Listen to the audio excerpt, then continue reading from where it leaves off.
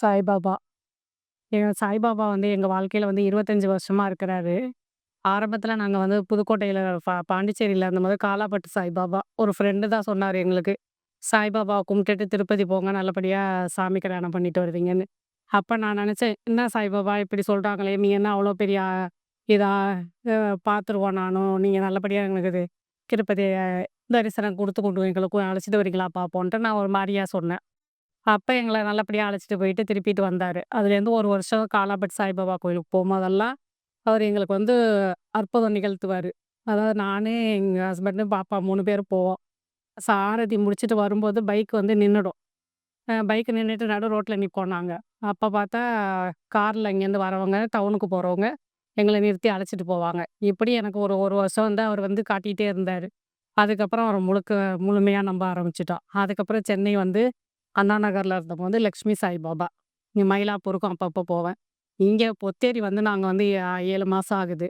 இங்க வந்து இவர் வந்து எனக்கு 2 தடவ அற்புதம் நிகழ்த்தியிருக்காரு. ஒரு தடவ என் ஃப்ரெண்டோட நான் ஒரு 2 மாசம் முன்னாடி வெளியில போம்போது, இந்த வழியா கிராஸ் பண்ணும்போதெல்லாம் சாய்பாபா உள்ளார வரணும்னு தேவையில்ல. வெளியில நின்னாலே அவரு தரிசனம் குடுப்பாரு. அவர்ட்ட சொல்லிட்டு தான் நான் இத தாண்டி போவேன் நானு. அப்ப போம்போது நான் இந்த பக்கம் கிராஸ் பண்ணும்போது, அந்த ஃப்ரெண்ட் எனக்கு மெசேஜ் பண்ணாங்க. நான் அத பார்த்துட்டே நான் இவர பார்க்காம நான் கிராஸ் பண்ணி போயிட்டேன். ஐய்யய்யோ! பாபா உங்ககிட்ட நான் சொல்லாம போயிட்டேனே! நான் உங்ககிட்ட உத்தரவு வாங்காம போயிட்டேனேன்னு நெனச்சுக்கிட்டே நான் ரோட்டுக்கு போறேன். ரயில்வே கேட்ட தாண்டி போனோனே, அங்க ஸ்ரீரடி பாத யாத்திரைன்னு போட்டு வேன்ல வந்து இவரு நிக்கிறாரு. எனக்கு அத பார்த்தோனே எனக்கு அப்படியே ஒரு மாரி ஆயிடுச்சுங்க எனக்கு.